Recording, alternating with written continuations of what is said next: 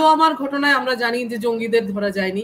পেহেলগাম যাকে কেন্দ্র করে এই গোটা পরিস্থিতি উদ্ভূত যে পরিস্থিতি রয়েছে এখন আমরা যেখানে পেহেলগামের ঘটনার পর পেহেলগামেও ওই যে 4 জন জঙ্গি তাদের কিন্তু শনাক্ত করা যায়নি। সোপিয়ানে গতকাল বা পরশু বোধহয় পোস্টার পড়েছে যেখানে জঙ্গিদের ধরিয়ে দিলে 20 লাখ টাকা করে ইনাম দেওয়া হবে। এলাকার মানুষকে বলা হচ্ছে জঙ্গিদের ধরিয়ে দাও, 20 লাখ টাকা করে ইনাম দেওয়া হবে। এই পরিস্থিতি এবং এতক্ষণ আলোচনা আপনি যা শুনলেন যে পরিস্থিতি, সে ব্যাপারে আপনার কি বক্তব্য? প্রত্যক্ষতা তোমার প্রথম প্রশ্নটার উত্তরে এটা বলার যে জঙ্গিদের সাধারণত ধরা যায় না। আত্মঘাতী জঙ্গি হলে তারা ঘটনার সময় মারা যায়, যদি পালাতে পারে বা বেঁচে বেরিয়ে যেতে পারে সাধারণত ধরা যায় না। এই আজমল কাসেমের মতো একটা অতি ব্যতিক্রমী ঘটনা ঘটে থাকে। আর সাধারণভাবে এতক্ষণ ধরে যে আলোচনা হলো আর কি, সৌম্যদা যা বললেন, সুভাষিসদা যা বললেন, অত্যন্ত গুরুত্বপূর্ণ কথা দুজনেই বলেছেন এবং সঠিক কথা বলেছেন। সৌম্যদা যেটা বলেছেন যে সরকার কোনো প্রশ্নের উত্তর দেয় না, এড়িয়ে যেতে চায়, এটা তাই সরকারের কাজ করার ধরন। আর সুভাষিস যে অত্যন্ত গুরুত্বপূর্ণ বিষয়টা অর্থনৈতিক দিক যুদ্ধের, তার দিকে দৃষ্টি আকর্ষণ করছে, সেটা সম্পর্কে তার সূত্র ধরে আমি দু একটা কথা বলি।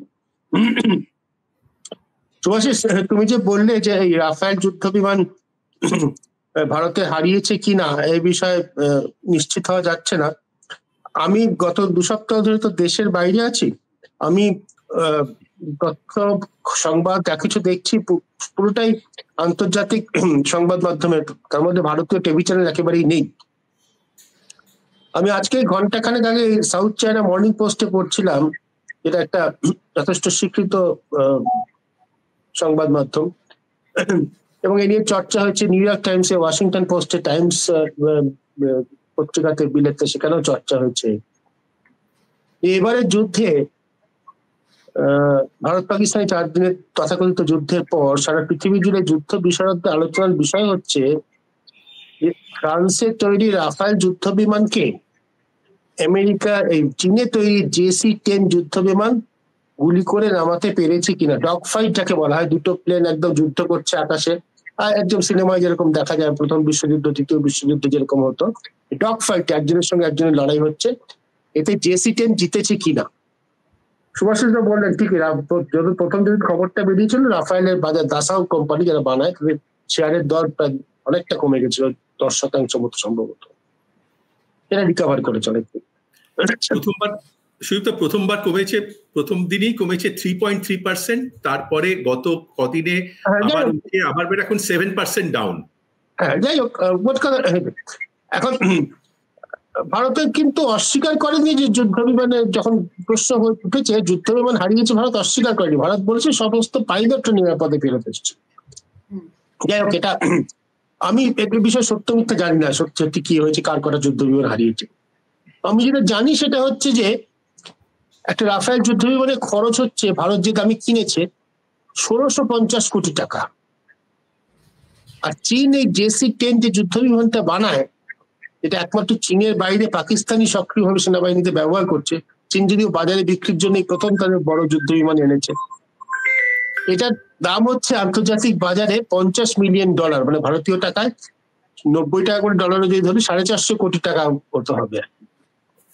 মানে চীন যেমন ব্যাটারি, ওয়াশিং মেশিন, ইলেকট্রনিক যন্ত্রপাতি সবকিছু সস্তায় বানাচ্ছে, যুদ্ধ বিমানও সস্তায় কার্যকর বানাচ্ছে। তা কিছুদিন আগে আমরা দেখেছি যে আর্টিফিশিয়াল ইন্টেলিজেন্সে চীন যে একটা যে আর্টিফিশিয়াল ইন্টেলিজেন্সের যে প্ল্যাটফর্মটা তৈরি করতে পেরেছে, সেটা সারা পৃথিবীর ডিপসিক, যেটা সারা পৃথিবীর বাজারকে ধাক্কা দিয়ে দিয়েছিল। আমেরিকা ইনভিডিয়ার শেয়ার সাংঘাতিক ভাবে পড়ে গেছিল, এখনো পড়ে আছে। সুতরাং চীন না অনেক কিছু এমন কিছু করছে, আর্টিফিশিয়াল ইন্টেলিজেন্স থেকে শুরু করে সস্তায় যুদ্ধ বিমান বানানো, হাওয়াই চটি বানানো, সমস্ত কিছু মিলিয়ে আন্তর্জাতিক বাজারে চীনের বাণিজ্যিক গুরুত্বটা সাংঘাতিক বেশি, বাণিজ্যিক চীনের শক্তিটাও সাংঘাতিক বেশি। এই পরিপ্রেক্ষিতে চীনের সঙ্গে ভারতের কি সম্পর্ক, বা চীনের সঙ্গে ভারতের সম্পর্ক কি হতে পারে, সেটা একটা অত্যন্ত গুরুত্বপূর্ণ বিষয়, এবং ভারত সেটা খুব ভালো করেই জানে। এই দিকটা আমার খুব গুরুত্বপূর্ণ মনে হয়েছে, অর্থনৈতিক দিকটা। আর যুদ্ধ করে দেশে আমাদের যারা লাফাচ্ছেন, যারা ট্রোল করছেন, বিক্রম মিস্ত্রিকে যারা ট্রোল করছেন, সোফিয়া কুরেশিকে যারা ট্রোল করেছেন, তারা কি, তারা আরেকটু বেশি করে যুদ্ধ চাইছিলেন। খুব স্পষ্ট কথায় বলে, পাকিস্তান মানে মুসলমান, মুসলমান মানে ভারতের শত্রু, তাকে মারো তাহলে আমার খুব লাভ হবে, তাহলে আমি খুব লাভবান হব। এইটা হচ্ছে ওই শব্দটি ব্যবহার, ওই নির্বোধ বাহিনীর এটাই হচ্ছে মনোভাব। তারা জানেন না, কিন্তু তাদের শাসকরা, নরেন্দ্র মোদী অ্যান্ড কোম্পানি খুব ভালো করে জানেন what is the economic cost of war, যুদ্ধের মানে মূল্যটা কি। এবার এই বিষয়ে একদম রীতিমতো সমীক্ষা আছে, ইকোনমিক্স ফর পিস বলে একটা সংগঠনই আছে, তারা এটা মূল্যায়ন করে। গত বছরে 2024 সালে সারা পৃথিবীতে যুদ্ধের জন্য, ভায়োলেন্সের জন্য অর্থনীতির ক্ষতি হয়েছে $17.5 ট্রিলিয়ন, 17,50,000 কোটি টাকা। এত টাকা আমাদের মাথায় ঢোকে না, মাথার টাকাটা কি আমরা বুঝতে পারি না।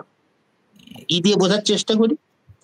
ভারত বহুদিন ধরে ওই যে নরেন্দ্র মোদী দেশের কোনো প্রশ্নে উত্তর দেন না, কোনো সাংবাদিকের প্রশ্নে উত্তর দেন না, তিনি বুকের ছাতি বাজিয়ে বলেন যে আমরা $5 ট্রিলিয়ন ইকোনমি হতে যাচ্ছে শিগগিরই। মানে হচ্ছে 5 লক্ষ কোটি ডলার। আর যুদ্ধের জন্য ক্ষতিটা কত? 17.5 লক্ষ কোটি ডলার প্রতি বছরে। গোটা ভারতের জিডিপি, ভারতের সমস্ত কিছু উৎপাদন, প্রতিটি মানুষের যা কিছু ভোগ, যা কিছু দেশের মধ্যে তৈরি হচ্ছে, তার সমস্ত কিছু যা মূল্য, তার 3.5 গুণ হচ্ছে সারা পৃথিবীতে যুদ্ধের জন্য খরচ। এই বললাম যে মূর্খ নির্বোধ বাহিনীর উপর ভরসা করে, যাদের মূর্খতা এবং নির্বুদ্ধিতার উপর ভরসা করে নরেন্দ্র মোদী অ্যান্ড কোম্পানি দেশ চালান, যে কারণেই তারা ওই মূর্খতা এবং নির্বুদ্ধিতার বিরোধিতা করেন না। মধ্যপ্রদেশের যে মন্ত্রী সোফিয়া কুরেশিকে সন্ত্রাসবাদীদের বোন বলেন, তাকে সরানোর সিদ্ধান্ত নেন, তারা কিন্তু নিজেরা সেই মূর্খতা এবং নির্বুদ্ধিতায় সামিল নন। আমি একজন ভারতীয় নাগরিক হিসেবে মনে করি যত তাড়াতাড়ি যুদ্ধবিরতি হয়েছে ততই ভালো হয়েছে। যদি একটা রাফায়েল বিমান ভারতে গিয়ে থাকে, বহু বছর ধরে নেগোসিয়েট করা, এটা শুধু বিমানটার দাম, তার নেগোসিয়েশনের যা খরচ, যা পরিশ্রম, উদ্যম, এর মধ্যে ধরাই নেই।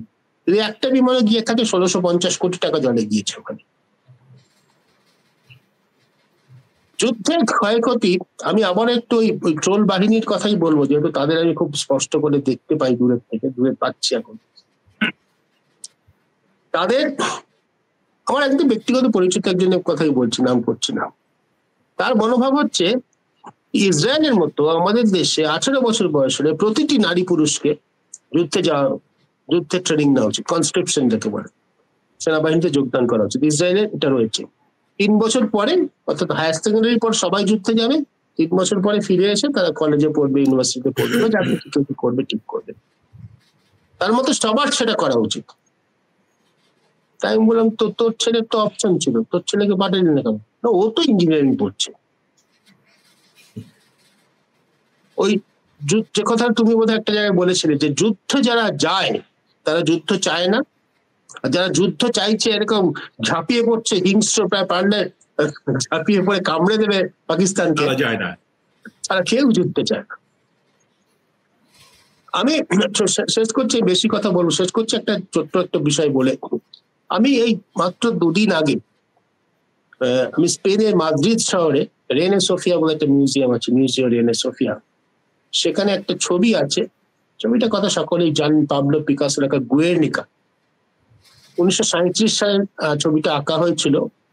গুয়ের্নিকা ছিল ফ্রান্সের একটা ছোট শহর, যে শহরটার উপর হিটলারের নাৎসি বাহিনী বোমাবর্ষণ করেছিল, কার্পেট বম্বিং যাকে বলে, পরীক্ষা করার জন্য একটা জনপদকে কিভাবে ধুলোতে মিশিয়ে দেওয়া যায়।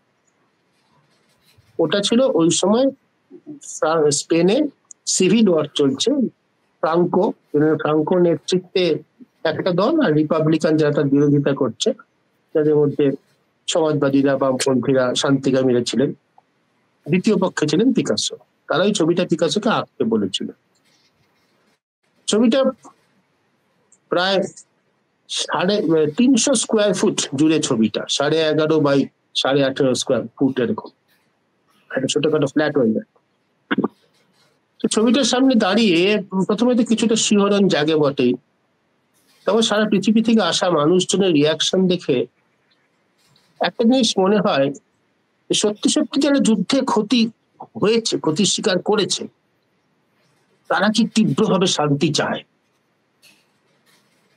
আমাদের ভারতে কিন্তু স্বাধীন ভারতের কথাই ধরা যায়, সত্যিকারের যুদ্ধে কিন্তু খুব ক্ষয়ক্ষতি আমরা দেখিনি। পার্টিশনের সময় দুটো দেশ, দুটো প্রদেশ, বাংলা, পশ্চিমবঙ্গ, বঙ্গদেশ এবং পাঞ্জাব, তারা প্রত্যক্ষত পার্টিশনের ক্ষয়ক্ষতি স্বীকার করেছে। যুদ্ধের ফলে বোমা মেরে একটা শহরকে মিশিয়ে দেওয়া হয়েছে, তারপর আবার তাকে নতুন করে মাথা তুলতে হয়েছে, এরকম আমাদের দেশে কোনো নজির নেই।